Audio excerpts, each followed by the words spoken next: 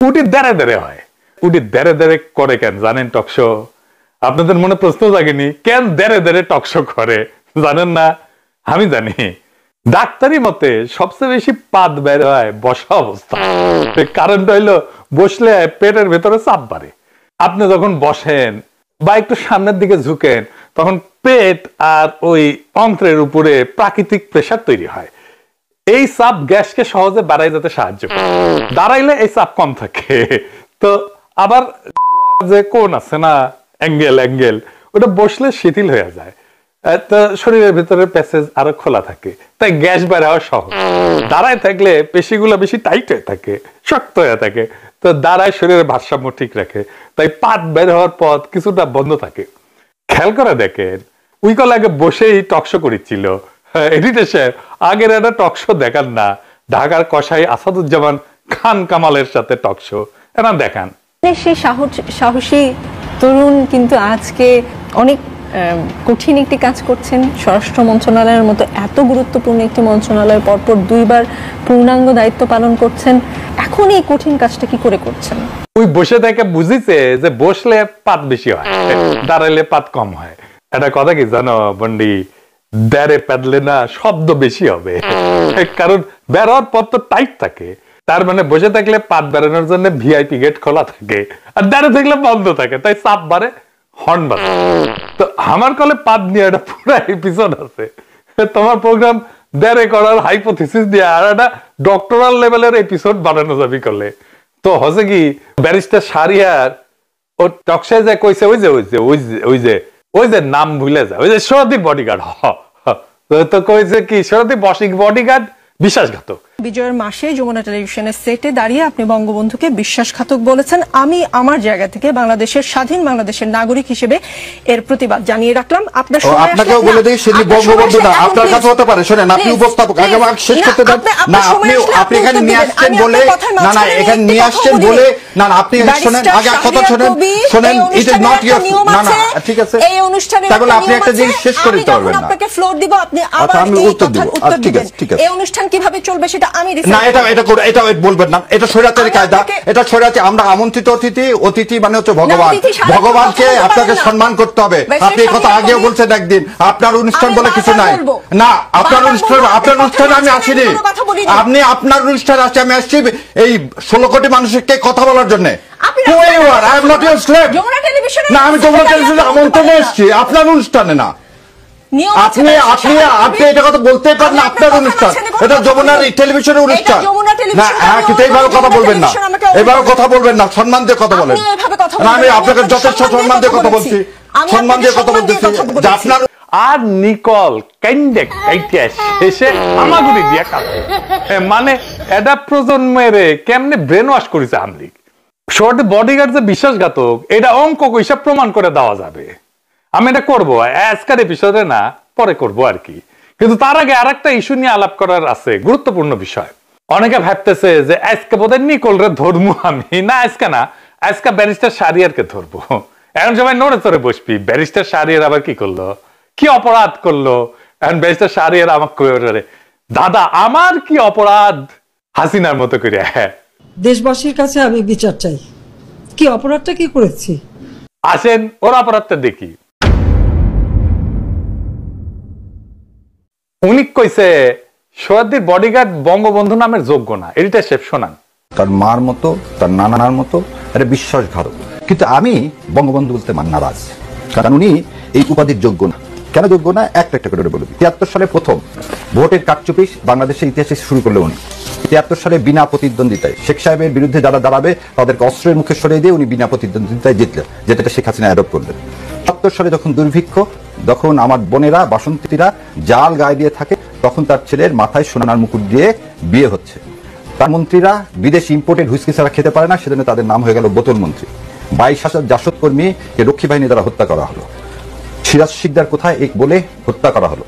বাংলাদেশকে হত্যা করা হলো, আওয়ামী লীগকে হত্যা করা। আবার বলতেছে বাংলাদেশ এবং আওয়ামী লীগকে হত্যা করা হলো 75 সালে 24শে জানুয়ারি বাকশাল কায়েমের মাধ্যমে। সেই লোক কোনোদিন বঙ্গবন্ধু হতে পারে না। শুনেছেন? এটা একেবারে ভুল কথা। সোহাদ্দির বডিগার্ড বঙ্গবন্ধু নামেরই যোগ্য। তাহলে বুঝতে হবে বঙ্গবন্ধু নামটার মধ্যে কি লুকায় আছে। ওই নামের মধ্যেই লুকায় আছে আমাদের দাসত্বের চিহ্ন। বঙ্গবন্ধু শব্দটা এমন ভাবে তৈরি এবং প্রতিষ্ঠিত এবং ব্যবহার করা হয় বাংলাদেশে যে বাংলাদেশ রাষ্ট্রকে ভারতীয় হেজিমনি মানে তার সাংস্কৃতিক তার সিভিলাইজেশনাল যে ধারাবাহিকতা তার মধ্যে ঢুকে ফেলে। এটাই হলো ভাষার ভেতরে লুকানো রাজনীতি। রাজনীতির বাহন কলে ভাষা, ভাষা দিয়েই রাজনীতি তৈরি হয়, ভাষার মধ্যেই আপনার রাজনীতি খুঁজতে হবে। আমি ব্যাখ্যায় পরে যাব, আগে আসেন আমরা এই বঙ্গ এই শব্দটার মানে বুঝে আসি আর বন্ধু এই শব্দটারও মানে বুঝে আসি। আজকের এপিসোডের পর আওয়ামী লীগ বঙ্গবন্ধু শব্দটা আর ইউজ করবে না। হাসিনা আমলে ওর জয় বাংলা স্লোগান ইউজ করা বন্ধ করে দিয়েছিলাম, ওই একই কাজ করব আমরা বঙ্গবন্ধু শব্দটা নিয়ে। আসেন শুরু করি আল্লাহর নামে। আচ্ছা কন্ত কেন উনার উপাধি বাংলা বন্ধু হইল না, কেন বাংলাদেশের বন্ধু হইল না, কেন বঙ্গ? আচ্ছা একটা কথা বলি, পাকিস্তান হইল বাংলা ভাগ হইল, পূর্ব দিকে পূর্ব বাংলা, পশ্চিম দিকে কি কি পশ্চিম বাংলা না পশ্চিমবঙ্গ। ওইটা কেন পশ্চিম বাংলা হইল না?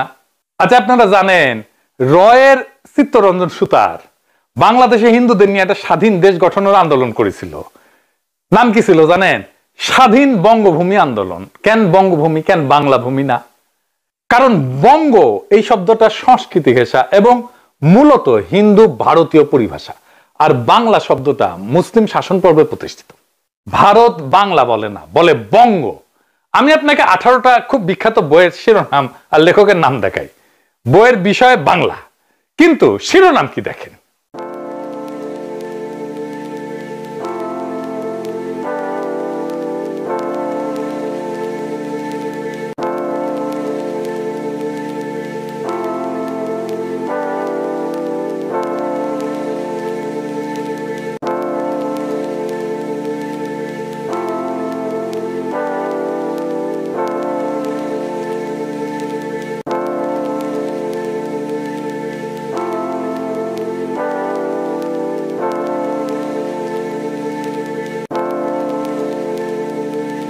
নাম দেখে বুঝিছেন এইগুলা ইন্ডিয়ান লেখক। এমনকি ঈশ্বরচন্দ্র বিদ্যাসাগর বাংলা ভাষাকে বলতেছেন বঙ্গ ভাষা, বাংলা না। কেন কেন কেন কেন? এই প্রশ্নের উত্তর পাইলে বুঝবেন যে কেন বঙ্গবন্ধু আর বঙ্গবন্ধু মানেটা আসলে কি। বঙ্গ শব্দের উৎস স্পষ্টভাবে প্রাচীন ব্রাহ্মণিক সংস্কৃতি ভাষা, প্রাচীন ভারতীয়, এটা জিও কালচারাল শব্দ। মহাভারতে বঙ্গ আছে, বঙ্গ পুরাণে আছে, রঘুবংশে আছে, বৃহৎ সংহিতা আছে, পাণিনির অষ্টাধ্যায়ীতে আছে, বাংলা নাই। বঙ্গ মহাভারতে বলা হয়েছে অঙ্গ বঙ্গ কলিঙ্গ, এই রাজ্যগুলা এই জনপদের নাম হিসেবে ব্যবহৃত, এটাই বাংলা আসলে। তার মানে বঙ্গ শব্দটা সংস্কৃতি ভিত্তিক ব্রাহ্মণিক ঐতিহ্যের ভাষা প্রকৃতির অংশ। কালিদাসের রঘুবংশ কাব্যে রঘুর দিক বিজয়ে বঙ্গ দখলের উল্লেখ আছে। বৃহৎ সংহিতায় বঙ্গকে একটা নক্ষত্র এবং দিক সংক্রান্ত রাজ্য হিসেবে উল্লেখ করা হয়েছে। এই বঙ্গ ধারণাটা সম্পূর্ণই মুসলিম আগমনের আগের পরিভাষা এবং বৈদিক পরবর্তীকালের রাজনৈতিক ভৌগোলিক ধারণার একটা অংশ। আর বাংলা শব্দ এইটার জনপ্রিয়তা এবং প্রশাসনিকরণ এটা মুসলিম শাসনকালে এবং তুর্কি আফগান মুঘল প্রশাসনে এটার প্রাতিষ্ঠানিক ব্যবহার শুরু হয় 1200 থেকে 1300 শতকের পর থেকে। বাংলা শব্দটা রাজস্বের নথি, ফার্সি দলিল, তারপরে বিদেশি ভ্রমণ কাহিনী এবং পরবর্তীতে মোগল সুবা হিসাবে আনুষ্ঠানিকভাবে রাষ্ট্রীয় পরিচয়ে প্রতিষ্ঠিত হয়। ইবনে বতুতার লেখা যদি দেখেন, ওইখানে কিন্তু উনি বঙ্গ বলেননি, বঙ্গাল বলছে বা বাংলা বলছে। তুর্কি আমলে দলিল পত্রে বাংলা রাজত্ব বলা হয়েছে, সালতানাতি বাংলা। 16 শতকে মোগল প্রশাসনে আকবরের আমলে পুরো অঞ্চলকে সুবে বাংলা বলা হয়েছে। আইনি আকবরীতে যে রাজস্ব দলিল যেটা, সেটা স্থানীয় পরিচয় বলা হয়েছে বাংলা। ফরাসি পর্যটক আসছিলেন ফ্রাসো বার্নিয়া, সেও বাংলা বলছে তার লেখায় এই অঞ্চলকে। তার মানে হইতেছে মুসলিম শাসনকালে বঙ্গ থেকে বিচ্ছিন্ন হইয়া বাংলা শব্দটা রাষ্ট্রীয় ভৌগোলিক এবং জনসমষ্টির পরিচয় হয়ে ওঠে। যেখানে বঙ্গ ছিল রাজ্য বা জনপদের নাম, বাংলা ছিল দেশ জনসমষ্টির নাম। কিন্তু তারপরেও বঙ্গ শব্দটা ভারতীয় এলিট ব্যবহৃত পরিভাষা হিসেবে টিকে থাকে এবং উপনিবেশিক ভারতেও ভূগোল এবং সাহিত্যিক অভিজাত পরিভাষা হিসেবে বঙ্গ শব্দটাই ভারতীয়রা ব্যবহার করতে শুরু করে। যারা ব্রাহ্মণ, হিন্দুত্ববাদী, মধ্যবিত্ত বাঙালি হিন্দু সমাজ, ভদ্র সমাজ, যারা ইংরেজি শিক্ষিত, তাদের সাহিত্যিক চর্চায় বঙ্গ, বঙ্গদেশ, বঙ্গভূষণ, বঙ্গনারী, বঙ্গ সাহিত্য এই সমস্ত শব্দগুলো প্রাধান্য পায়, কারণ তারা নিজের পরিচয়কে সংস্কৃত নির্ভর ব্রাহ্মণিক ঐতিহ্যের মধ্যে খুঁজে পায়।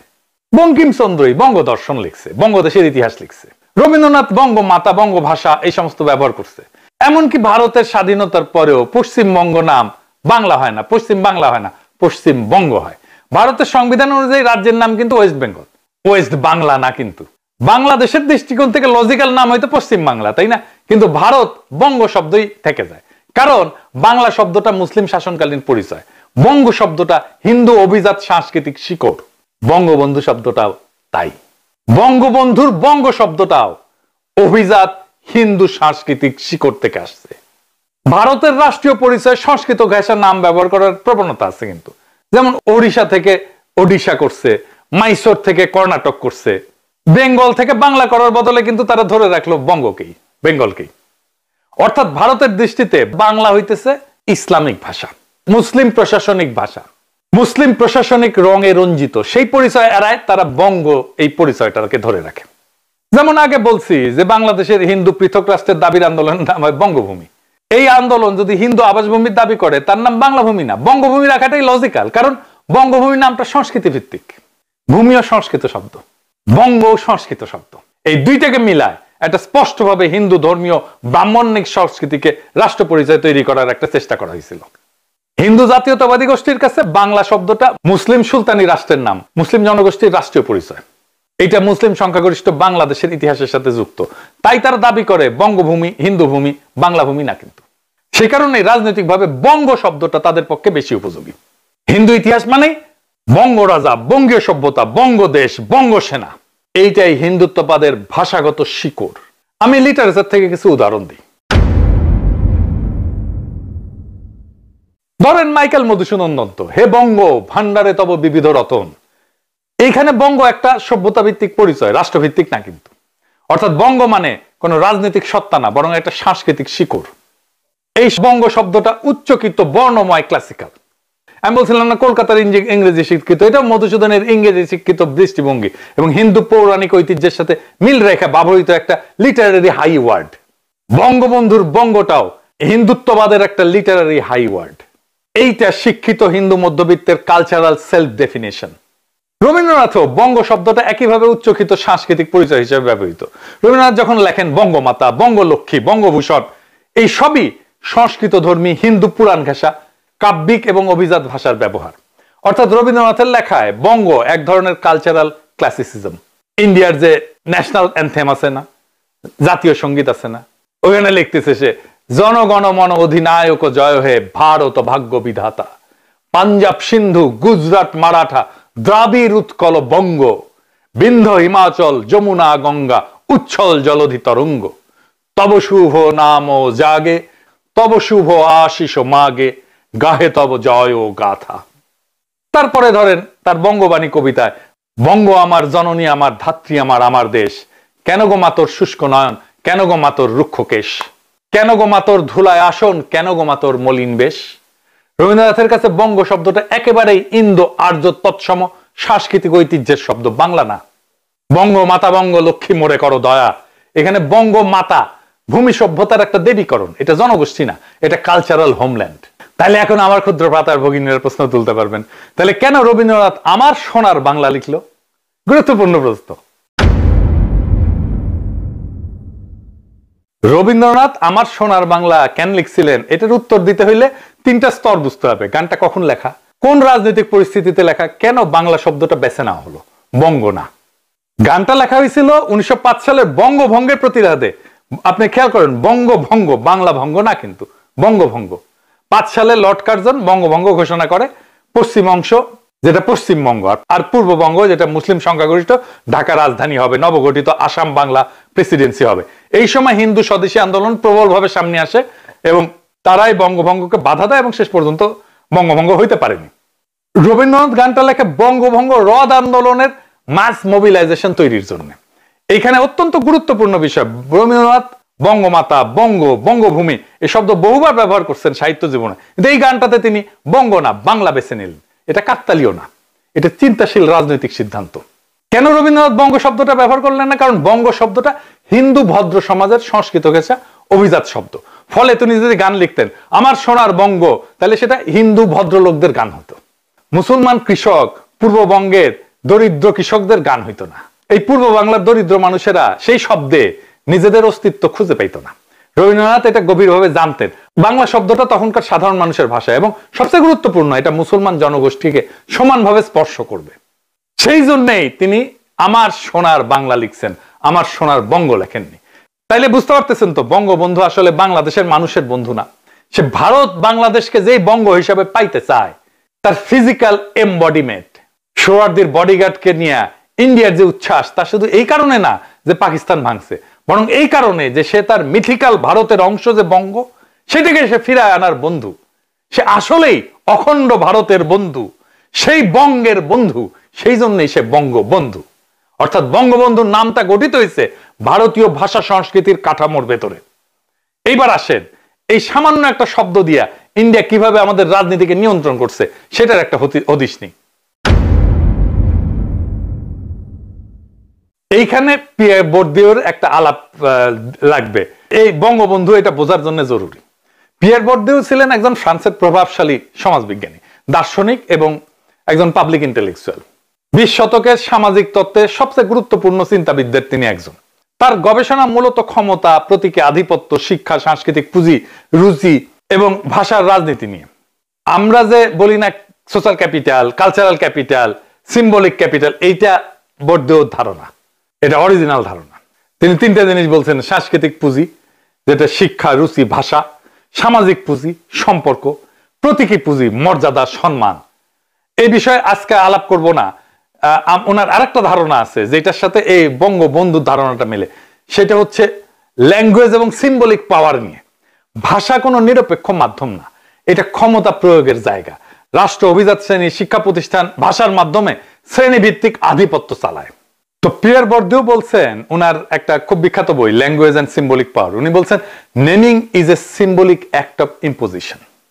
তার মানে নাম দেওয়া, এই যে বঙ্গবন্ধু যে নাম দেওয়া, এই নাম দেওয়াটা মানে কোনো কিছুর উপরে নিজের অর্থ এবং আধিপত্য আরোপ করা। এটা এক ধরনের প্রতীকী আধিপত্য। এই বঙ্গবন্ধুর নামটা দিছে রয়্যাল লোকজন। বঙ্গবন্ধুর নামটা দেওয়া হচ্ছে একটা রাজনৈতিক প্রতীকী ক্ষমতার প্রয়োগ, এবং প্রতীকটা এমন, এই শব্দের সাংস্কৃতিক বুনন, ইন্ডিয়ার যে পাওয়ার স্ট্রাকচার, সেটার একটা মিনিং, অর্থ বহন করে। এটা কোনো আরব, পার্সিক, তুর্কি, আফগান, মুঘল বা বাঙালির লোক ভাষার শব্দ না। এটা ব্রাহ্মণ্য সংস্কৃতির ভাষিক ঐতিহ্যের শব্দ। এখানে ভাষা নিজেই একটা সাংস্কৃতিক উত্তরাধিকার বহন করে, যা রাজনৈতিক অর্থ তৈরি করে, পলিটিক্যাল মিনিং তৈরি করে। গ্রামসিও বলছেন যে একটা শব্দকে ন্যাচারালাইজ করা। গ্রামসি লিখছেন যে হেজিমনি মানে কর্তৃত্ব, এটা এক্সারসাইজ হয় সংস্কৃতি এবং কমন সেন্স দিয়ে। বঙ্গবন্ধু শব্দটা ক্রমান্বয়ে এককভাবে সাধারণ বোধে বা কমন সেন্স বানানো হয়েছে, যে এই শব্দকে প্রশ্ন করা মানে রাষ্ট্রীয় সংস্কৃতি হেজিমনিকে প্রশ্ন করা, আমাদের ঐতিহ্যকে প্রশ্ন করা। এই জন্যই নিকল কান্দে। কিন্তু মূল বিষয়টা হইল শব্দটার সাংস্কৃতিক উৎস ভারতীয়, শব্দটার রাজনৈতিক ব্যবহার বাংলাদেশের রাষ্ট্র পরিচয়ের কেন্দ্রে। ফলে ভারতীয় সংস্কৃতি বাংলাদেশের রাষ্ট্র পরিচয়ের ভেতরে সাংকেতিকভাবে স্থাপিত হয়ে গেছে। এটাই হেজিমনি, এটাই কর্তৃত্ব, এটাই সাংস্কৃতিক কর্তৃত্ব। একটা শব্দ ব্যবহার করতে করতে করতে করতে আমরা ভুলে যাই এর সাংস্কৃতিক আদি উৎস কোথায়। জর্জ ল্যাকফ একজন আমেরিকান কগনিটিভ ভাষা বিজ্ঞানী আর কি, দার্শনিক এবং রাজনৈতিক ফ্রেমিং বিশ্লেষক। ওনার অনেক তথ্য আমি আমার কাজে এপিসোড তৈরিতে ব্যবহার করি, আপনারা হয়তো খেয়াল করলে বুঝবেন পরে। ক্যালিফোর্নিয়া ইউনিভার্সিটি এবং বার্কলে ইউনিভার্সিটির ভাষা তত্ত্ব বিভাগের অধ্যাপক ছিলেন দীর্ঘদিন। তো উনার ফ্রেমিং বলে একটা আইডিয়া আছে, পলিটিক্যাল ফ্রেমিং। বঙ্গবন্ধু একটা সিভিলাইজেশনাল ফ্রেম উনার আইডিয়া অনুসারে। উনি বলছেন ফ্রেমই আমাদের পলিটিক্যাল রিয়ালিটি, রাজনৈতিক বাস্তবতাকে বুঝতে শেখায়। উনি বলছেন যে মানুষ তথ্য দিয়ে না, ফ্রেম দিয়ে রাজনীতি বোঝে। বঙ্গবন্ধু ফ্রেমটা অবচেতন ভাবে একটা সিভিলাইজেশনাল বার্তা দেয়। এই ফ্রেমের ভিতরে লুকানো সাংস্কৃতিক কাঠামো, বঙ্গ যেটা ভারতীয় ভূগোল সভ্যতার একটা অংশ, একটা সাংস্কৃতিক ধারা, বন্ধু একটা সংস্কৃত শব্দ, হিন্দু দর্শন, বেদান্তিক নৈতিকতার ভাষা। এই শব্দটার গঠনই উপমহাদেশীয় হিন্দু সংস্কৃত নেমিং ট্র্যাডিশন, নাম দেওয়ার ট্র্যাডিশন, নাম দেওয়ার রীতি। এটার রাজনৈতিক বার্তা এটাই যে বঙ্গ ভূখণ্ডকে এমন ভাবে কল্পনা করো যেন তা বৃহত্তর ভারতীয় সভ্যতার সাংস্কৃতিক অংশ। অতএব ফ্রেমটা ভাষার ভেতরে ভারতীয় সিভিলাইজেশনকে নর্মালাইজ করে ফেলে। এটা আরেকটু গভীরে বুঝে দেখি। একটা শব্দ কিভাবে একটা দেশকে একটা নির্দিষ্ট সাংস্কৃতিক ধারার ভেতরে ঢুকায় দেয় এটা বোঝা দরকার। বঙ্গবন্ধু শব্দটা শুনলে আমরা বুঝি একজন মানুষ দেশের নৈতিক রক্ষক, ইতিহাস তার চারপাশ দিয়ে সাজানো, তাকে কেন্দ্র করে বাংলাদেশের ইতিহাস আবর্তিত হয়। কিন্তু এই শব্দটা ভাষাগত শিকড় কোথায়? এই প্রশ্ন আসলে ভারতীয় হেজিমনির দরজাটা খুলে দেয়। বঙ্গ এবং বন্ধু এই দুইটাই ভারতীয় সংস্কৃত শব্দ, এখানেই শুরু। বঙ্গ ভারতের প্রাচীন ভূগোল, বন্ধু শব্দটা খাঁটি সংস্কৃত শব্দ। বন্ধু মানে রক্ষক, অভিভাবক, সৎ আত্মীয়। অর্থাৎ এই উপাধিটা ভারতীয় ভাষিক সাংস্কৃতিক পরম্পরা সিলসিলা এইটা ব্যবহার করে তৈরি। যখন রাষ্ট্র এই শব্দটাকে কেন্দ্র করে জাতির ইতিহাস সাজায়, তখন রাষ্ট্রের পুরো রাজনৈতিক কল্পনায় দাঁড়ায় যায় ভারতীয় সভ্যতার শব্দ ভাণ্ডারের উপরে।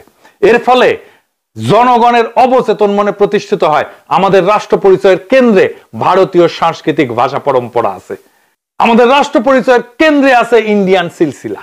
এটাই হেজিমনির প্রথম ধাপ। এই ফ্রেমটা ভারতীয় সভ্যতাকে বাংলাদেশি পরিচয়ের স্বাভাবিক অংশ বানায় ফেলে। গ্রামসি বলছিলেন যে হেজিমনি এমন ভাবে ধারণা চাপায় দেয় যাতে মানুষ বুঝতেই না পারে যে তাকে কিছু চাপায় দেওয়া হয়েছে। বঙ্গবন্ধু শব্দটা দিয়ে বাংলা ভূগোলকে ভারতীয় সভ্যতার সঙ্গে জুড়ে দেওয়া হয়েছে। রাজনৈতিক নেতৃত্বকে ধর্মীয় নৈতিক অভিভাবক টাইপ করে তুলছে। জাতির উৎপত্তিকে এমন ভাবে সাজাইছে যাতে ভারতের সাংস্কৃতিক টান স্পষ্ট থাকে। ফলে কি হয়? এই যে হাসিনার ফ্যাসিবাদ, এই হাসিনার ফ্যাসিবাদ এইভাবেই চলে আসছে, হাসিনার ফ্যাসিবাদ এইভাবেই স্বাভাবিক হয়ে গেছে। আবারও হাসিনা ফিরে আসার চেষ্টা করতেছে এই নামকে ধরেই। এই জন্য আমরা 32 নম্বর ভেঙে দিছি, আবারও ভাঙবো দরকার হইলে। ভারতীয় সাংস্কৃতিক নেতৃত্ব দেশের গল্পের ভেতরে স্বাভাবিক হয়ে যায় তখন। ইসলামী নাম বলেন, তুর্কি বলেন, আফগান বলেন, পার্সিক বলেন, লোকজ নাম বলেন, এই সাংস্কৃতিক উপাদানগুলো তখন অদৃশ্য হয়ে যায়। এটাই কালচারাল ন্যাচারালাইজেশন, হেজিমনির দ্বিতীয় স্তর। এবং এই শব্দটা রাষ্ট্র পরিচালনার নৈতিক কেন্দ্র বানায় ফেলছে। তার মানে ভারতীয় নৈতিক কাঠামো আমদানি। বন্ধু শব্দটা সাধারণ বন্ধু না, সংস্কৃতিতে বন্ধু একটা নৈতিক ধর্মীয় শব্দ। এটা যুক্ত থাকে আত্মীয়তা, রক্ষা, ধর্ম, কর্তব্যের ধারণার সাথে। যখন রাষ্ট্র এই শব্দটাকে পবিত্র রাজনৈতিক উপাধিতে রূপান্তর করে, তখন রাষ্ট্রের নৈতিক শিক্ষা, নৈতিক ভাষা ভারতীয় কাঠামো দিয়ে সাজানো হয়ে যায়।